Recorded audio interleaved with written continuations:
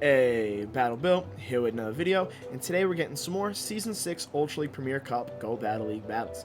Alright, I got another submission for you guys. We have quite the set here, a bit of clickbait all around. I'm not even sure I'm going to name the YouTube title here based on this team comp. We got an XL Clefable that's at level 42, and then we also got like a double fighter strat. I know Obstagoon's not really a fighter, but it's got counter, and so is Heracross, so we could say double counter user strat. You know, things along those lines, you know, spice up the title, get you guys interested in what's going to be going down here with this team of 3 and the submission that we got here. Now, it's from a fellow PvPer of the community and a fellow PvPer from my community, a friend of mine by the name of Squiddy, and he submitted this set of battles that I'm really excited to showcase for you guys. He's a highly skilled trainer, highly skilled battler in Pokemon Go, and honestly, he's been telling me how good this team is. Now, at first glance, we do have to worry about some double charms. That would definitely be an issue for this team of 3 right off the bat. Even one Charmer in the back could be a problem. I'm actually quite surprised to see that his Obstagoon in this team of 3 is running Cross Chop instead of Gunk Shot just because of that charm weakness. But let's see if he runs into it and how he's able to handle it when,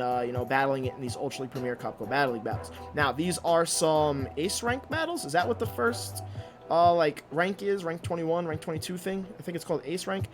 I still haven't learned all the proper names, but regardless, these are some of those level battles, so they're definitely going to be filled with some highly skilled plays, and I just know my man Squiddy is a great PvPer with regardless. So he already lost lead here, safe swapped into Obstagoon, and he got matched with the Charizard. The question is, can the Goon boost? Is the Goon going to be able to boost to potentially flip this? They didn't shield either of those Night Slashes, so he might have some play. He hasn't shielded himself, and I think what went through, because I was so distracted talking about the team, was he actually called a bait on a Dragon Claw, which is going to allow him to counter down now that he shielded the Blast Burn. And flipping switch there is going to be huge, because now he can line up his Heracross with that Venusaur, which is a much better matchup in this situation than having his Clefable going up against Venusaur. And they're actually coming back into the Venusaur here. So what that's telling me is that whatever his opponent has in the back is going to be weak to counter and is not going to want to see that Heracross. So things are looking up even after losing lead, and he's just going to be chucking as many charge moves and Night Slashes at this Venusaur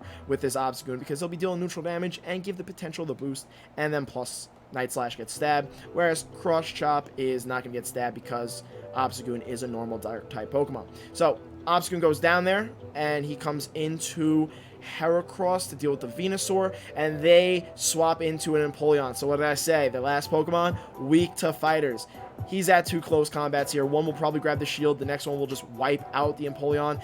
Oh, but the Empoleon does get to a charge move, so he's definitely going to want to keep his Heracross alive here. He's going to have to shield this Drill Peck that's coming through, but we'll get off the... Oh, he's going to overfarm. I thought he clicked it. I thought that was a CMP tie, so he's able to get an extra couple of counters in there, and now for the close combat to take out the Empoleon. He's going to now swap out to clear all the debuffs, and honestly, that Venusaur is so low right now, even though it's resisting these charms, I wouldn't be surprised if it was going to get charmed down here. But they're going to get off the Sludge Bomb. Does this one-shot Clefable?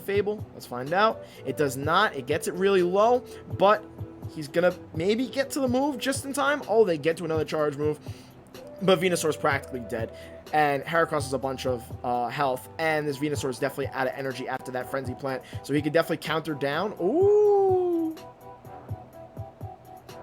Well, that's quite the cliffhanger.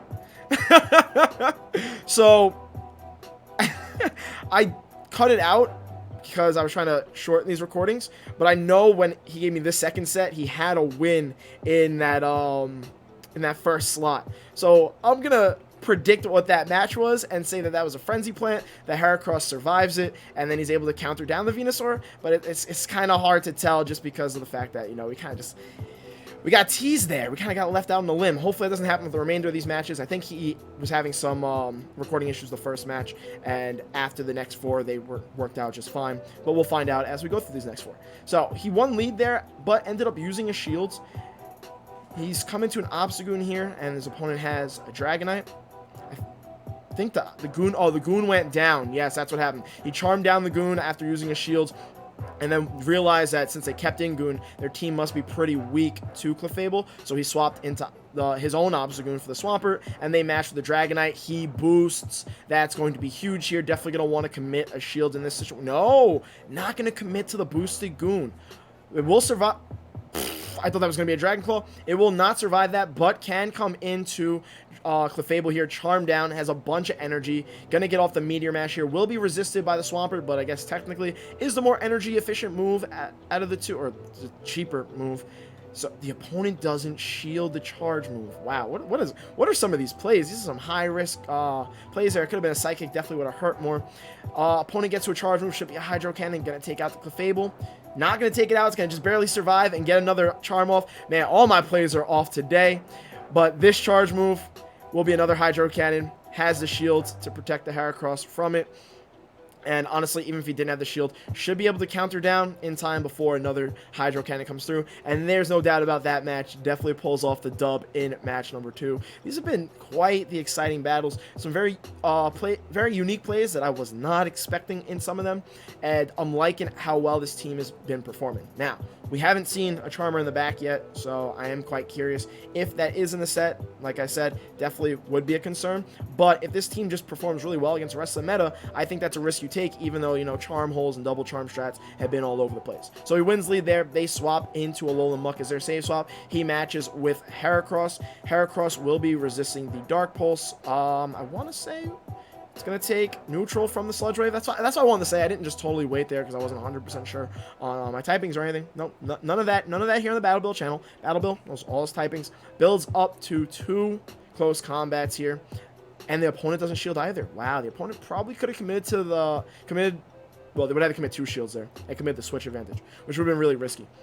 And then they come in with a Lapras to deal with this Heracross, so he's going to get off another close combat. Honestly, probably wanted to throw another counter or 2 first, just so maybe he survives 3 Ice Shards instead of those 2 and gets an extra counter. But regardless, he has another counter for this Lapras in the form of Obstacle. They're getting to a charge move already. Is just going to be a Surf.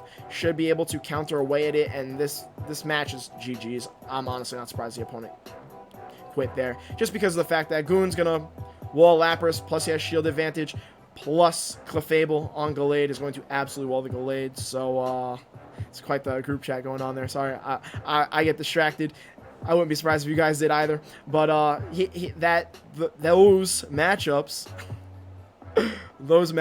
lined up really well in his favor and really slaughtered his opponent based on the team comp. So, getting into this next match, losing lead here up against a Steel Empoleon with this Clefable. Save swaps into Heracross. Opponent takes a long time to swap because they just don't have a great answer for this Heracross. They come into Venusaur, and Venusaur does not really want to see Heracross here because of the energy advantage that it has and the resistances it's going to have to Venusaur's moves. Venusaur is definitely going to need to land some Sludge Bombs here. But Heracross could probably build up 2 charge moves, maybe throw close combat just for the cheapness of the energy, and then throw Mega Horn after that, or maybe just go straight Mega Horn. That's probably the safer play. Should outpace it because Venusaur will get to another charge move, shield it. Venusaur will not get to another charge move after the shielded one, but they decide not to shield the Mega Horn, and the Heracross is able to counter down. So that's pretty huge. The Gallade does come back in, gets very risky there, going for the Mega Horn, knowing that Heracross would survive 2 confusions. That's a huge play. This will definitely do a chunk of Gallade's health because the close combat would have been resisted. Oh my lord. That Mega Horn being neutral was big. And I'm assuming the opponent didn't protect the Gallade there just because they knew Squiddy had the Clefable there and knew that Gallade was a lost cause in this matchup. But now he has a second counter user. Now that he flipped switch, he has something to deal with that steel type of Empoleon, and this match is pretty much GG's also. They'll get off a charge move here. It's going to be a Drill Peck because I guess they're trying to bait. Drill Peck is a little bit cheaper in energy than Hydro Cannon. It's not making a difference in this match. Regardless, they could have gone. He could have shielded the bait, and they wouldn't have gotten to another Hydro Cannon before they got taken out. And that's GG for match number 3, 4. I'm losing track. The text messages got me distracted before. The crazy plays that are going on here that are really pulling out some awesome matches got me distracted too and lost track. But regardless, let's get into the next one. Going up against Mr. B88. And let's see what type of lead he's going to run into in this match. Getting a long white screen. Oh, I thought I was going to error out. Going up against a Typhlosion. I know in Great League, Typhlosion does pretty well in this matchup. The question is, does Typhlosion win this in Ultra League also? I want to say yeah, just because it's a fire type and it's resisting all these charms. But at the same time, Clefable's definitely bulkier than Typhlosion, but it's getting to these blast burns really quick. It's 3 Incinerates to the first one, and then it's going to be 2 to the next one. So the question is, how do you want to play this out? Probably leaves in Clefable just because of the fact that he has Heracross also in the back, so he's double weak to fire. So I want to know how he plays himself out of this situation. Does get a shield with the Meteor Mash, which is pretty big there. This is definitely another Blast Burn coming through, committing the second shield. Okay. The Typhlosion will definitely outpace it. He swaps into Obstagoon. They match with a Shadow Venusaur. His opponent's team is quite the spice. Respect to that. I don't know how he's going to be able to play out of this one, to be completely honest. He has shield disadvantage, and it's not like Obstagoon counters Venusaur. Venusaur definitely wins this matchup pretty well. So he's just going to spam these Night Slashes as soon as possible. With that Shadow boost, I'm curious to know if a Frenzy Plant will one-shot Obstagoon at this health. But this Venusaur is over-farming a ton. So let's see what their opponent decides to do. Do they double Frenzy Plant, or does one just do the job for it, or can they Vine Whip down? It gets it really low. Could commit to the Vine Whip down, but was going to need to use a shield on the Night Slash if they didn't go for this charge move. So big play by the opponent, making sure they could save that shield, taking out the Obstagoon, coming back into Clefable to charm down a Poison type. That is quite the play in itself. I'm fully expecting the, oh, not the Typhlosion there. Ooh, Typhlosion double Shadows with Shadow Swampert, Shadow Venusaur. I don't think he's going to be able to play out of this one just because of the fact that Heracross doesn't have an amazing matchup up against Swampert.